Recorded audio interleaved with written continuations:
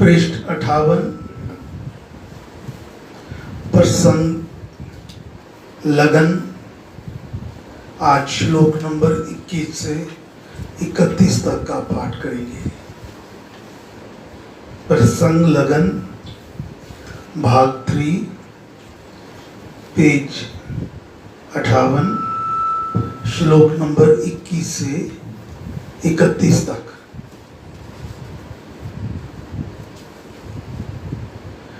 गुरु जी को करिए वंदना भाव से बारंबार, नाम से नौका से किया जिसने भव से पार। गुरु महाराज की अपार कृपा से, दया से, मेहर से पिछले 2 रविवार से लगन का प्रसंग चल रहा है। लगन का अर्थ होता है वह मनोवृत्ति जो किसी को बहुत अच्छा, बहुत लाभदायक, अति सुंदर, परम आनंद से भरपूर समझकर सदा उसके साथ जहां आस पास रहने की प्रेरणा देती है। इसी को लगन कहते हैं कि हर वक्त जो अपने मन को सर्वोत्तम बात लगती है उसी का सदा ध्यान करना, चिंतन करना और उसी को पाने का प्रयास करना। अभी तक महाराज समझा रहे हैं कि लगन अपने राम से लगाओ, क्योंकि यही सर्वोत्तम है। इसी में सभी प्रकार के सुख बसे हैं, इसी से परम लाभ मिलता है। मन को शांति व संतोष और आत्मा को परम आनंद मिलता है। एक बार राम नाम की लगन लग गई, लौ लग गई, फिर इस मार्ग से कभी भी पीछे नहीं हटना है। चाहे सारा संसार आपका वैरी क्यों ना बन जाए, चाहे आपके अपने आप को ही, चाहे आपको अपने आप को ही क्यों ना निशावर करना पड़े, आपका एकमात्र लक्ष्य तो अपने राम को रिझाना, राम को पाना होना चाहिए। जैसे परम भक्तनी मीरा ने अपने मन में बस एक ही मूर्त बसाई, गिरधर गोपाल की, और फिर हर वक्त उसी का गुणगान किया, उसी के आगे नृत्य किया, ताकि किसी तरह उसके इष्ट, उसके प्रियतम उस पर प्रसन्न हो, उस पर रीझ जाए। अब आज आगे महाराज समझाते हैं, जब सच्ची लगन लग जाए फिर ऐसे जन का मन तो अपने पास रहता ही नहीं। वह तो अपने प्रेमी में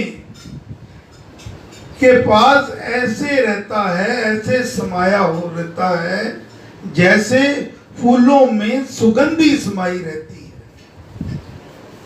सच्ची लगन में मगन मन हो प्रेमी के पास, पद्म कमल के कुंज में जैसे बसे सुबास। ऐसी अवस्था में तो आपका प्रेमी, आपका प्रियतम, चाहे आपसे स्थूल रूप से फिजिकली कितना भी दूर क्यों ना हो, आपका संदेश आपके भीतर मिलने की तड़प जब उठती है, वह तुरंत उस उसके पास ऐसे पहुंच जाती है जैसे बिना तार के संदेश पहुंच जाता है। पहले टेलीग्राम जाया करती थी, आजकल मोबाइल का जमाना है। हम मोबाइल पे एक जरा सा संदेश लिखें और वो तुरंत दुनिया के किसी कोने पर भी हमारा प्रेमी क्यों ना बैठा हो, उसके पास तुरंत पहुंच जाया करता है। और जैसे पर्वत का जल नदियां नालों द्वारा सागर में पहुंच जाता है, और उदाहरण दे रहे हैं जैसे भंवरा वन उपवन को लांग कर पुष्पों पर आ जाता है। जिस पुष्प में सुगंधी होती है, भंवरा उसी के आसपास चक्कर काटता रहता है, उसी के ऊपर मंडराता है। महाराज लिखते हैं, प्रेमी काहो अंतरा चाहे कोस हजार, लगन प्रेम के पास है ज्यों तार समाचार। प्रेमी को प्रेमी मिले अंतर को कर दूर, सिंधु से ज्यों आ मिले पर्वत का जलपूर। जिस पे जिसकी हो लगन, जिस पे जिसकी लगन हो जाए, किसी को दुनियावी लगन लग गई और किसी को रूहानी लगन लग गई। जिस पे जिसकी हो लगन सब तज उस पे आए, वन उपवन को लांग कर भ्रमर कमल पर जाए। फिर वो परवाह नहीं करता, जैसे भंवरा फूल के ऊपर वनों को लांग कर मंडराता है जाता है, ऐसे ही वह जन अपने प्रेमी के पास सब कुछ छोड़कर चला जाता है। महाराज आगे समझाते हैं कि जब हमारे भीतर मन में लगन का आकर्षण हो, मिलने की शक्ति हो, तब हमें सभी आशीष, उसके सभी आशीष ऐसे मिल जाते हैं जैसे सारे ग्रहगण में, सूर्य मंडल में सूर्य की किरणें समा जाती हैं और नभ से प्रकाश बड़ी तीव्रता से भूमंडल पर आ जाता है। आकर्षण हो लगन का, आशीष आवे आप, ग्रहगण में आए यथा सूर्य किरण कला। लगन सबलतर हो जभी, जब बलवान होती है लगन, बहुत तेज होती है, अति तीव्र होती है। राम दया हो पास, नभ से आवे वेग युत, जैसे तेज उल्लास। अब और उदाहरण देते हैं महाराज कि लगन के सुतेज से, प्रकाश से हमारी आत्मा को उच्च विकास मिलता है। वह परमात्मा की ओर ऐसे जाती है जैसे सूर्य के तेज से सागर का जल सूक्ष्म रूप में वाटर वेपर्स बनकर आकाश की ओर चढ़ता है। जैसे सूर्य की किरणें सागर पर पड़ती हैं, उसकी गर्मी से, उसकी गर्माहट से सागर का पानी वेपर्स बनके आकाश की ओर चढ़ता है। लगन सुतेज से आत्मा पावे उच्च विकास, जल सूक्ष्म हो तेज से यथा चढ़े आकाश। अब अगले दो दोहे में महाराज लगन का गूढ़ रहस्य क्या है, इसमें क्या ज्ञान छुपा हुआ है, यह समझाते हैं। बहुत इंपॉर्टेंट है ये दो दोहे।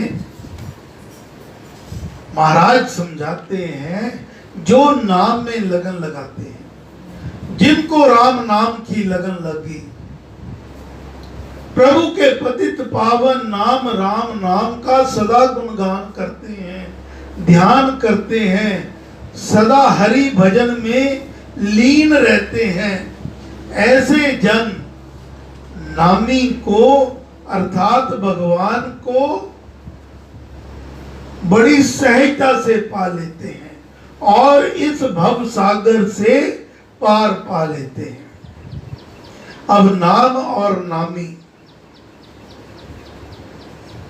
ये दोनों एक ही हैं, इसकी घोषणा महाराज ने श्री वाल्मीकि रामायण सार के परिशिष्ट में नाम महिमा में लिखी है। प्रसंग बहुत लंबा है, आज संक्षेप में महाराज की वाणी का सहारा लेकर आपके आगे रखता हूं कि दोनों के नाम और नामी दोनों एक ही हैं।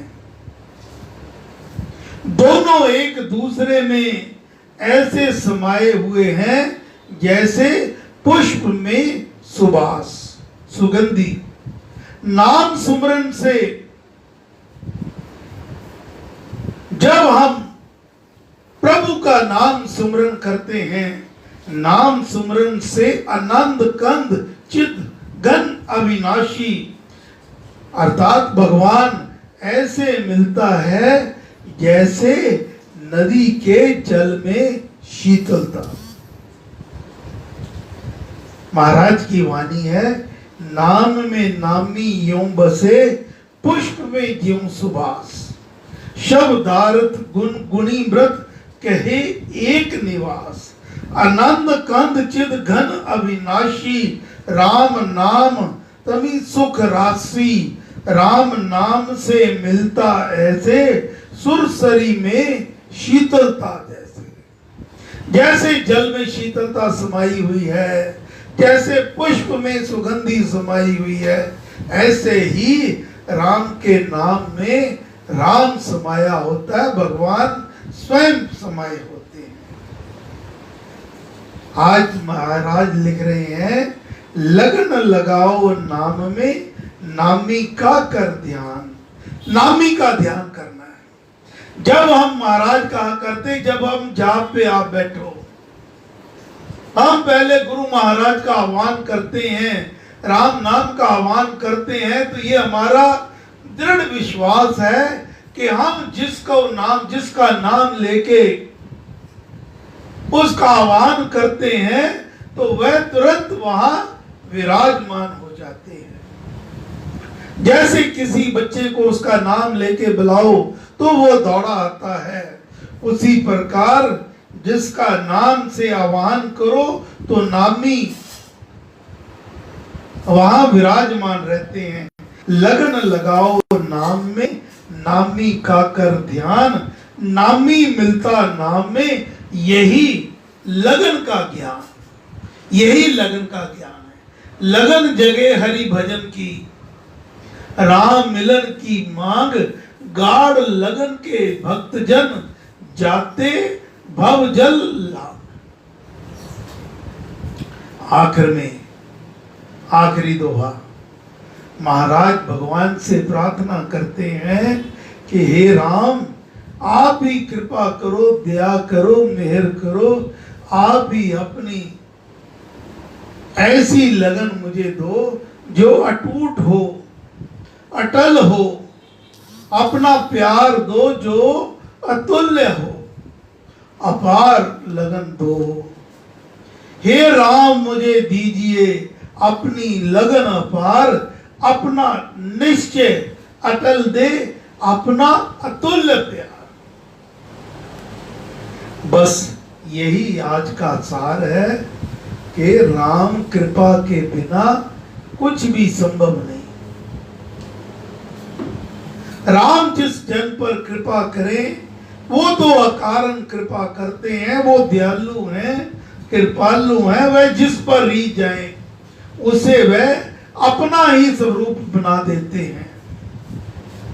हे राम, हम सब आपकी चरण शरण में हैं, हम पर कृपा करो, दया करो, मेहर करो। अब इन 10 श्लोक का पाठ करेंगे। राम।